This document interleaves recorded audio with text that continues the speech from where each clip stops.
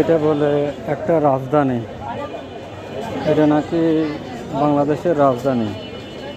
যদ্দূর যাবেন খালি ফুটপাত, ফুটপাত, ময়লা আবর্জনা, যতদূর যাবেন মানুষ আর মানুষ, যতদূর যাবেন মানুষ আর মানুষ, সর্বত্র দোকান আর দোকান, দোকান আর দোকান, ফুটপাতে ভ্যান, এটা সেটা, যার যেখানে যা আছে সব কিছু নিয়ে তারা রাস্তার পাশে বসে পড়েছে।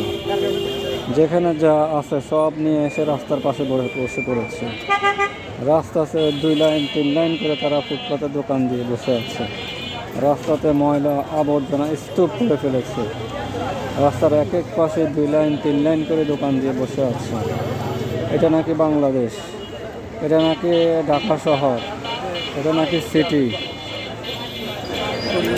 এই মহামারী, এই বিপর্যয় যদি দ্রুত ঠিক করানো হয়, এই বিপর্যয় থেকে মুক্তি পাওয়ার কোনো উপায় নেই।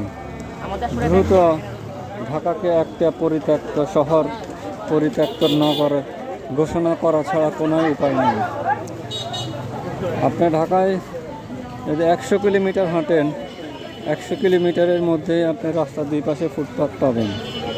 200 কিলোমিটার হাঁটলে 200 কিলোমিটার রাস্তার দুই পাশে ফুটপাত পাবেন। এখানে সেখানে মানুষ গিজগিজ করতেছে।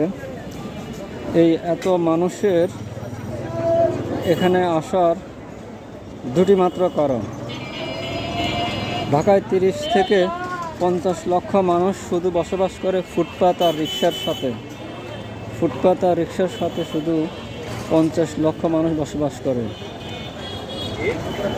তাই এদেরকে দ্রুত ঢাকা থেকে সরানো উচিত।